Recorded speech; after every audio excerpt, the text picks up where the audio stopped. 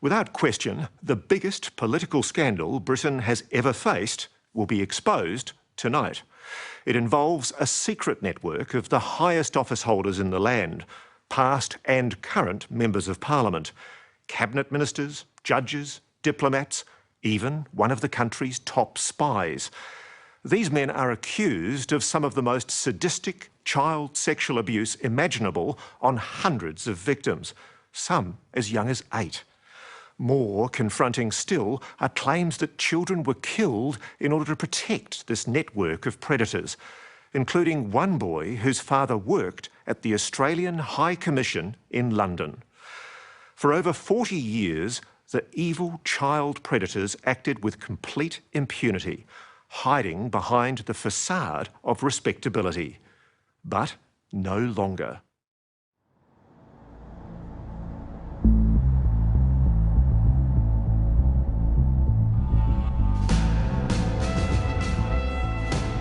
They were children, often the most vulnerable, placed in the care of the state only to be betrayed, systematically trafficked to the most powerful men in the land. How many times were you raped? Wow. Maybe twice, 3 times a week.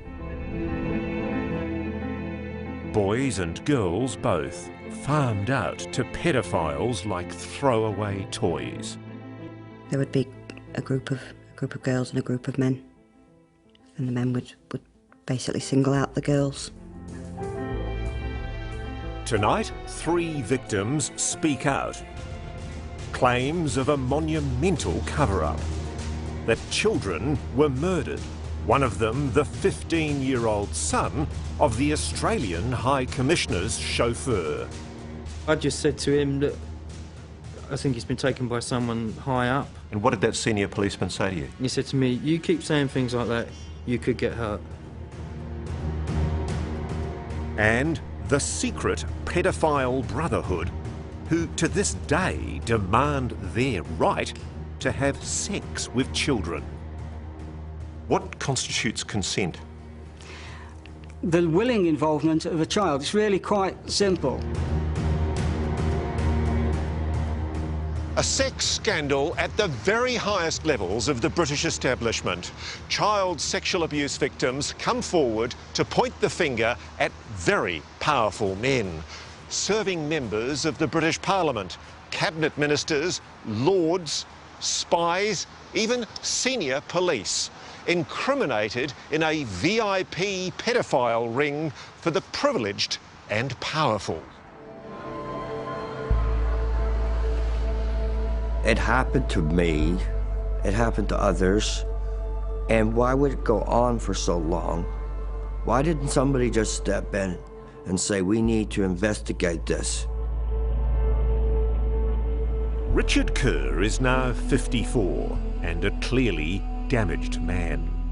His life began to fall apart when at the age of 9 he was sent to the now infamous Kincora Boys' Home in Northern Ireland, run by men who would later be convicted of the frequent rape of children in their care.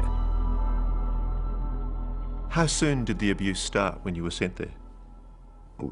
A week later, maybe. Within a few years, Richard and other boys from the home were being trafficked around the country. You were brought across essentially to be playthings for pedophiles in England. Boy toys.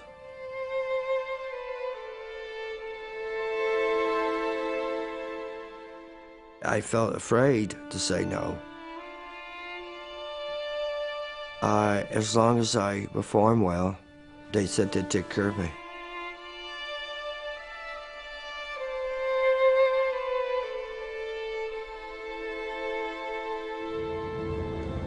So when you first came to London, Richard, what was the first place you were brought to? The first place, I was taken to Dolphin Square. Today, Richard Kerr is bringing us back to the place where he was taken to meet the men who ruled the country. an upmarket apartment complex called Dolphin Square, just minutes from the Houses of Parliament.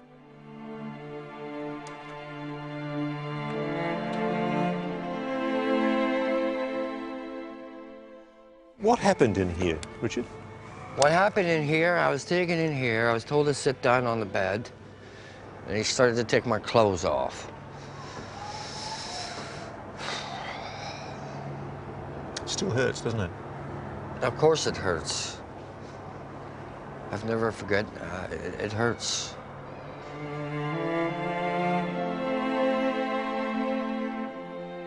Richard was brought here to have sex with politicians and other high-ranking members of the British establishment, including members of the House of Lords. Are any of them still in the Parliament?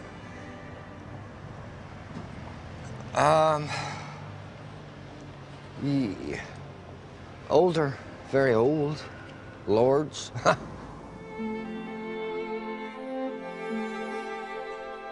Richard was one of dozens of boys and girls, almost all from state institutions, brought to the homes of the rich and powerful to be forced into sex with adults.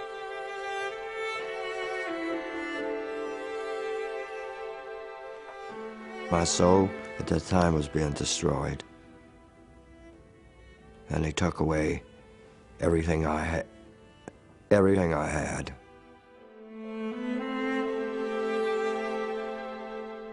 British police are now investigating compelling evidence that dozens of children suffered similar fates. I am Mr. Baker. I am age 11. The happy smile hides a terrible secret. When this video was taken of 11-year-old Esther Baker, she had already been sexually abused for years. At the age of 6, a family member took you to other pedophiles, didn't they? Yes. There would be a group of girls and a group of men. And the men would basically single out the girls, pick who they wanted, and then we'd be abused. Raped? Yeah. They did anything from molestation, which is touching, and oral sex to full penetrative sex. Esther, now 32, has identified 2 British politicians who were among her abusers in the early 1990s. The man I'm going to show you the photograph of is a lord, a very senior politician. Have a look at this photograph and tell me if you recognise this person. Yeah. Yeah.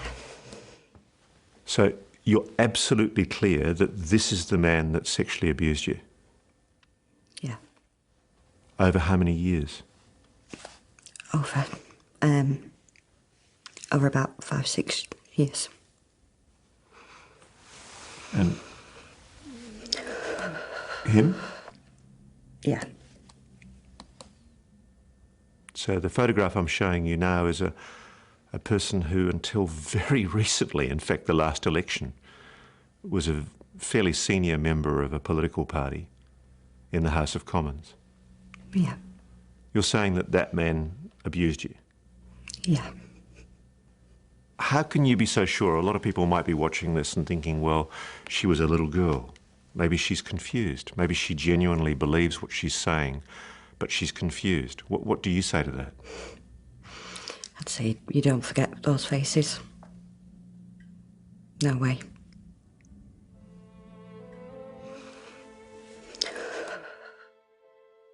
They were powerful people. They were also people who very obviously had formed a group and enjoyed having sex with young children.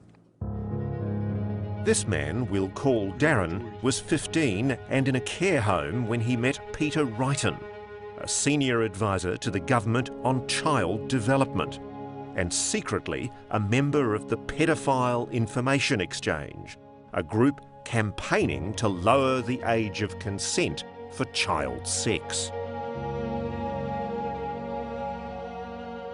In this home video, Wrighton can be seen grooming teenage boys, encouraging them to drink alcohol and engage in sexually suggestive behaviour. Wrighton would supply boys like Darren to VIPs at Dolphin Square. We would be basically told who to go and talk to and what to do and with which person. One of those men, also named by other witnesses we've spoken to, was Leon Britton, the former British Home Secretary. One of the most powerful men in the land, Leon Britton should have been prosecuting pedophiles. Instead, according to Darren and other witnesses, he was one of them. He liked boys to dress in women's underwear and then to be in a room alone and discover you in women's underwear and punish you for wearing the underwear. A member of Margaret Thatcher's cabinet. Yes. Raping children. Yes. Their stories may sound unbelievable, but their accounts of the abuse they suffered are being taken very seriously by British police and by a new generation of political leaders. I think there has to be an element of cover-up or conspiracy, call it what you want. Men like Conservative MP Zac Goldsmith. If it's true, and the evidence suggests that it is, Yeah. this is, isn't it, the biggest political scandal in British history? I think that's right. I think there was very compelling evidence that very senior people engaged in terrible acts and were then protected by the establishment. I have no doubt at all about that, but I think the genie is out of the bottle. Coming up, from abuse to murder. He sees Martin being led onto a train by a tall, blonde man in his 30s. The link to Australia's High Commissioner, with the number plate Oz1, as the conspiracy deepens. What did that senior policeman say to you? He said to me, "You keep saying things like that, you could get hurt." That's next on 60 Minutes. Sadly, we'll probably never know just how many innocent children became victims of the pedophile gang operating at the highest reaches of the British establishment. Certainly, we know of dozens, if not hundreds, of state wards who were trafficked from institutions to be used as playthings of the rich and powerful. But others were literally picked out and abducted off the streets of London, including the teenage son of the chauffeur to the Australian High Commissioner. One of the great mysteries is a case now being re-investigated by British police. The disappearance and almost certainly the murder of a 15-year-old boy named Martin Allen. You smell a cover-up protecting the toffs, don't you? I smell rats of the highest order. Kevin Allen is Martin's brother. At the time Martin went missing, their father Tom was personal chauffeur to the Australian High Commissioner. So this is the car that your dad drove? Yeah. With the number plate Oz1? Yeah, AUS1. One of the perks of their dad's job was a big house here in posh Kensington, right next to the High Commissioner's own residence. What a beautiful, idyllic place for a young lad to grow up. Yeah, this is where we lived. But that happy life was about to be shattered.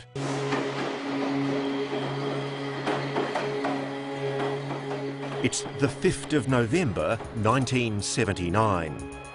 15-year-old Martin is heading home from school. A witness tells police he sees Martin being led onto a train by a tall, blonde man in his 30s. He's holding Martin by the scruff of his neck, and the boy is clearly distressed. They only go one stop. They get off here at Earl's Court. And as they're heading out through the station, the man is overheard to say to Martin, "Don't try to run." The only problem is that witness only comes forward weeks later when he sees the boy's face on the TV news. And of course, by that time, it's too late. The trail's cold, and young Martin is never seen again.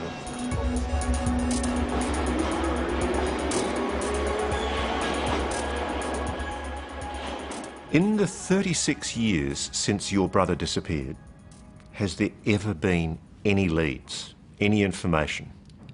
No. Has his body ever been found? No. No, it's like he was abducted by aliens. The police investigation into Martin's disappearance was at best inept. One conversation with the officer in charge has stuck with Kevin.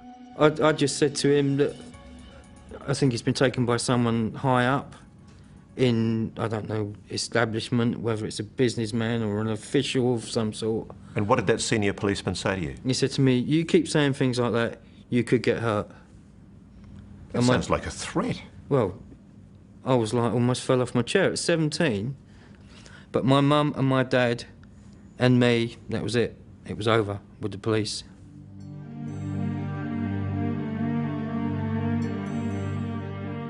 Now, police have reopened the case, also acknowledging they have credible evidence of murders committed by the Westminster pedophile ring.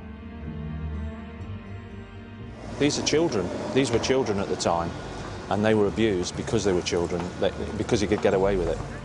Former policemen too, like Kelvin Ashby, are now revealing the extent of the cover-up, how their own investigations of politicians and government officials were stopped in their tracks on orders from above.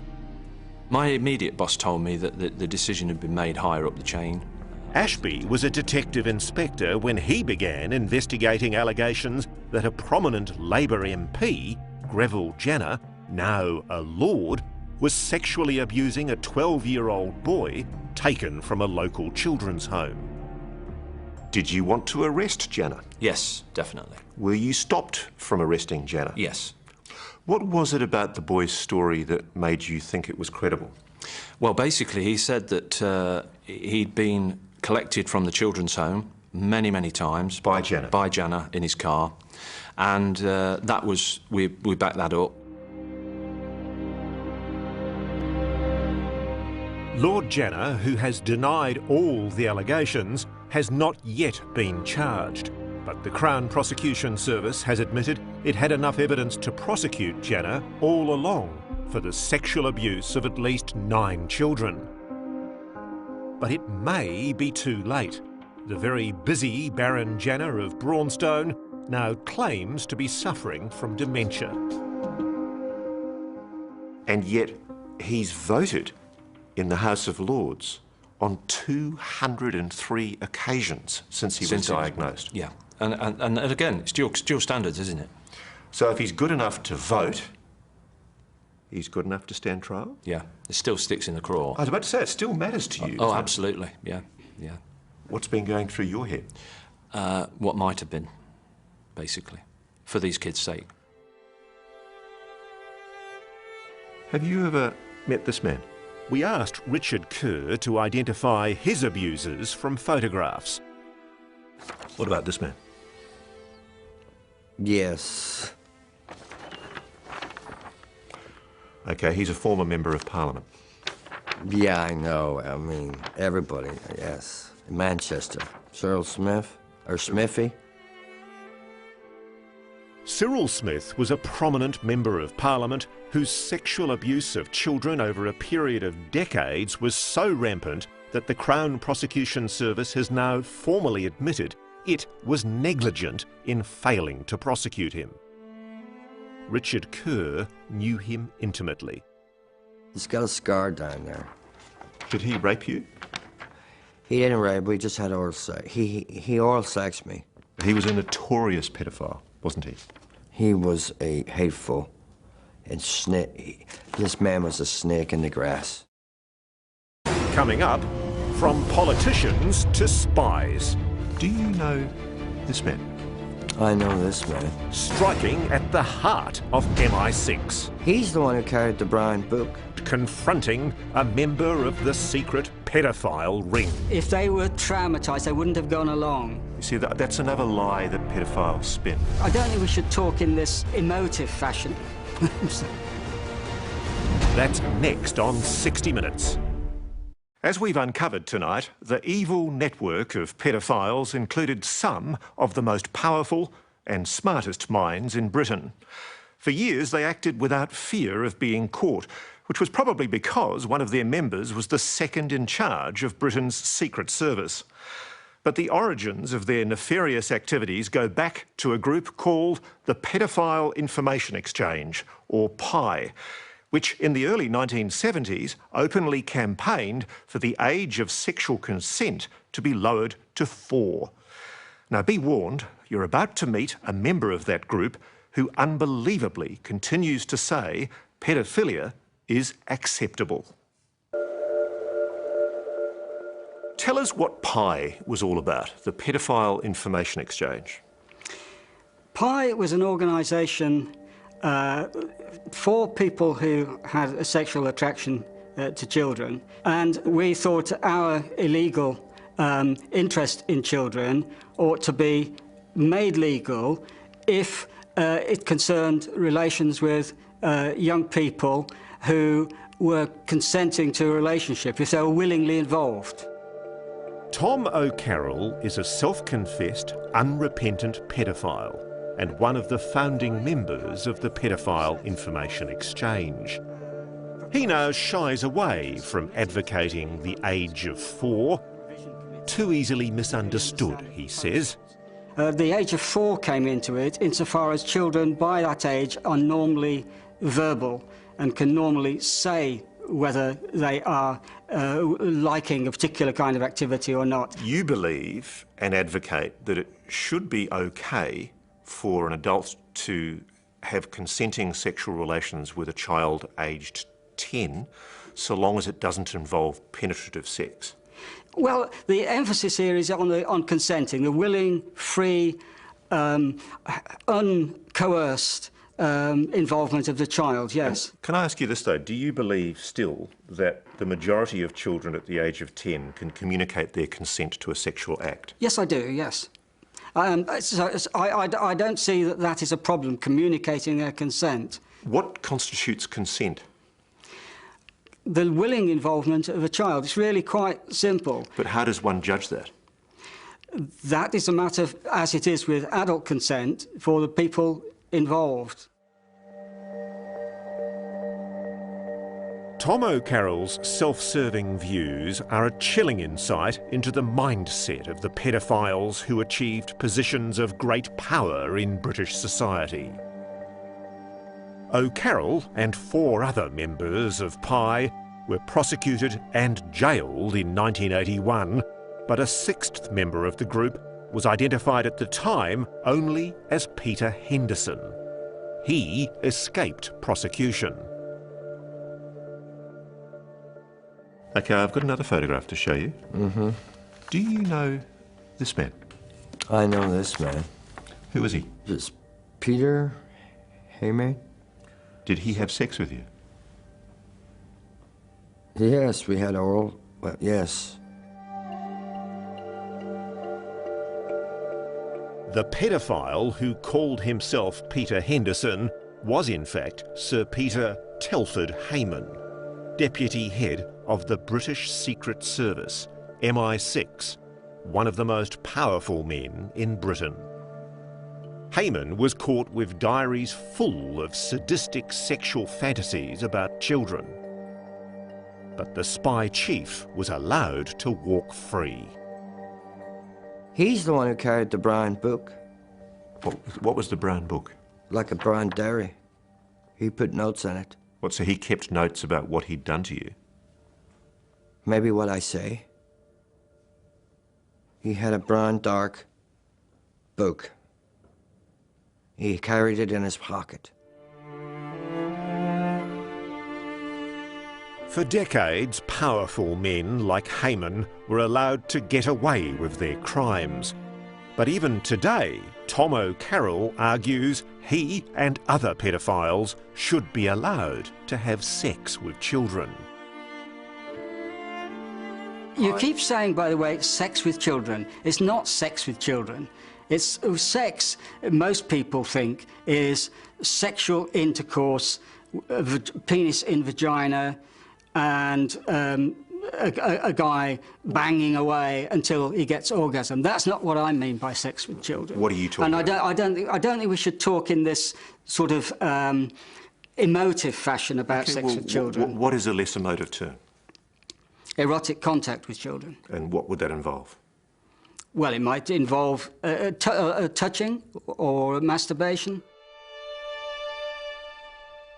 In the warped view of the pedophile information exchange, the only harm caused by an adult having sex with a child occurs later, when the child is supposedly made to feel guilty about it. If they were traumatised, they wouldn't have gone along. You see, that's another lie that pedophiles spin. They say that the kids aren't traumatised. No, wait a moment. Believe me, they are traumatised, Tom. Yes, but many years later, as a result of being told... Well, it matters because they would not have been traumatised but for being told that they had been abused. So this is the point. You'd say that it's not the pedophile that's caused the abuse, it's the responsible authorities like the police and their parents. Absolutely, absolutely. So you don't accept that having sex with a child can cause any kind of... Let me tell you, we're getting peculiarly hysterical. Many years later, when people are told that they have been abused and it keeps being rammed into them from the media all the time, then that is the feeling they come to get. They come to think, I must be traumatised because people keep telling me so. Okay, that's how it happened. Can I put to you, there's something in your book. There's a section in your book where you describe the scenario of a little girl sitting on a man's knee. Yes.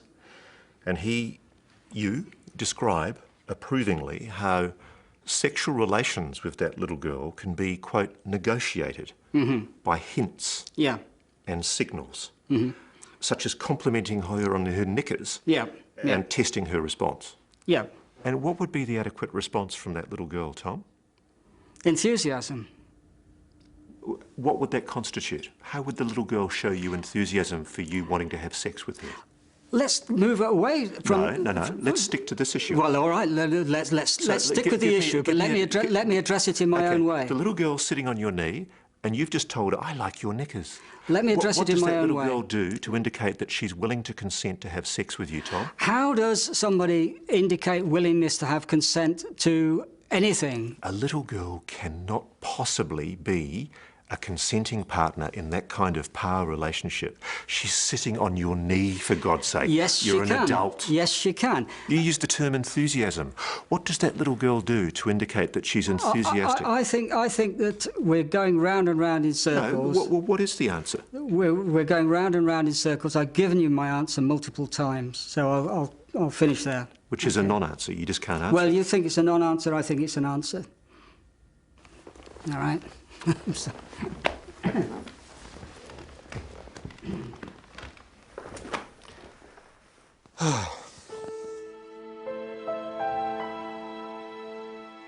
Disgraceful secrets are only now coming to light.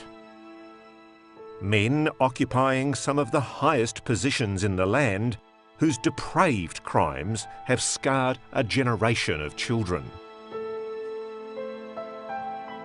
But for the victims of this scandal, for those who have lived their lives in pain, there is no walking away from this fight. You realise it's going to boil down to the word of a woman 20 years on, remembering what happened to her when she was between the ages of 6 to 11 years old. Yeah. They're really going to go your credibility, aren't they?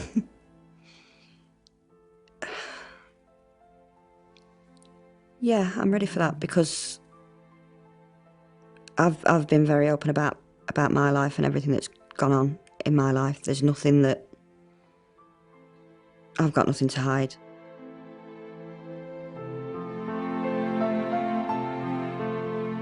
I'm lucky to survive, but I survived. Some of the others didn't. I'm the door that opens up everything.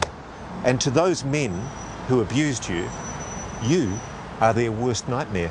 Yes. They're going to be lying in bed at night worried that Richard Kerr's evidence is going to catch up with them. They're going to get a knock on the door.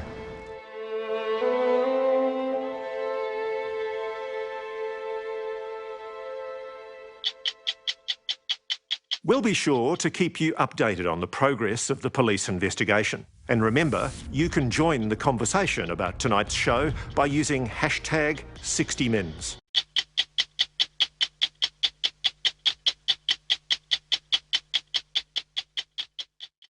Tell me what happened in the forest. How many people were participating in these abusive ceremonies? Yeah, there would be about 7 or 8 men each time. On occasion, there were police there. Police? Yeah, sometimes in uniform, but mainly not. Did any of the children ever run away? Yeah, I did. I tried. What happened? There was a police officer there, and he caught up with me and carried me back. Well, you can understand, Esther. I mean, to me, this sounds incredible. A police officer, a person trusted to enforce the law, forcibly dragging a little girl back to be sexually abused? There's a lot I don't understand about why they would do that. I think it's all about power. You know, they got pleasure from proving that they could do what they want, when they want, and people couldn't do anything about that. Were there any people that you've now been able to identify? Yeah, I've now named 2. Obviously, at the time, I didn't know who they were and what they did. You know, I had my own names. What were your names? One guy was the piano man, and the other guy was the Lord. So why did you call the piano man the piano man? Because it was one of his interests, I suppose. He'd like to watch me play the piano a lot. I am Mr. Baker. I'm age 11 and I'm going to play for you Allegro in E.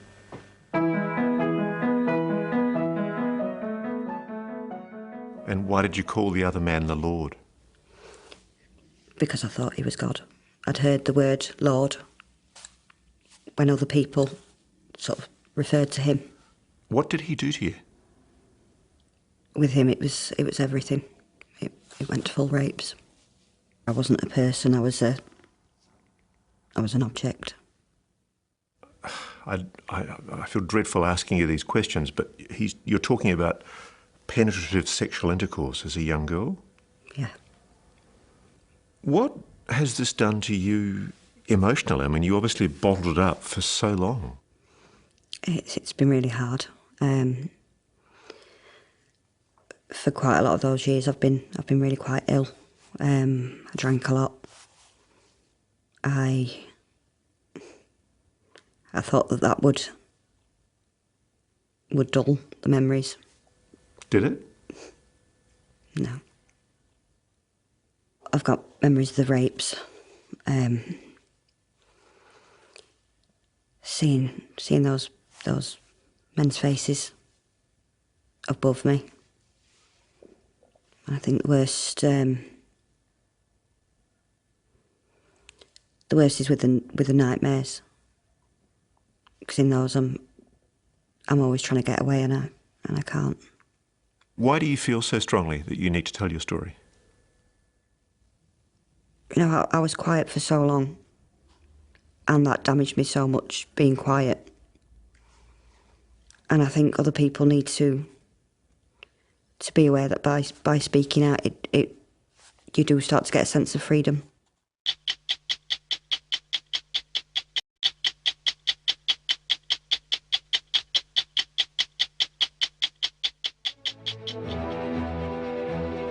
If anyone in Westminster's halls of power might have been tempted to turn a blind eye, it would be Zac Goldsmith, a Conservative MP from an upper crust establishment background.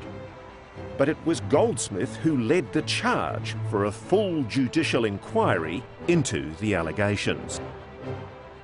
When I first was approached by people 5-6 years ago, and my initial instinct was to dismiss this stuff as madness, as conspiracy wackos, I know that many of the things that I would have been inclined to dismiss 5-6 years ago have since turned out to be true. What sort of things were people saying to you when they rang your electorate office and told you that they'd been abused? These were people who themselves had allegedly experienced very serious abuse, including rape. These were children they were children who were associated with a care home in my constituency, which was effectively mined by this paedophile ring, people taken to a guest house nearby, also in my constituency. Part of your call was to investigate why, time and time again, allegations, very serious allegations of sexual abuse of children, were ignored. Is it a conspiracy or is it a stuff-up? I would love to believe that it was a stuff-up, but there were just too many of them.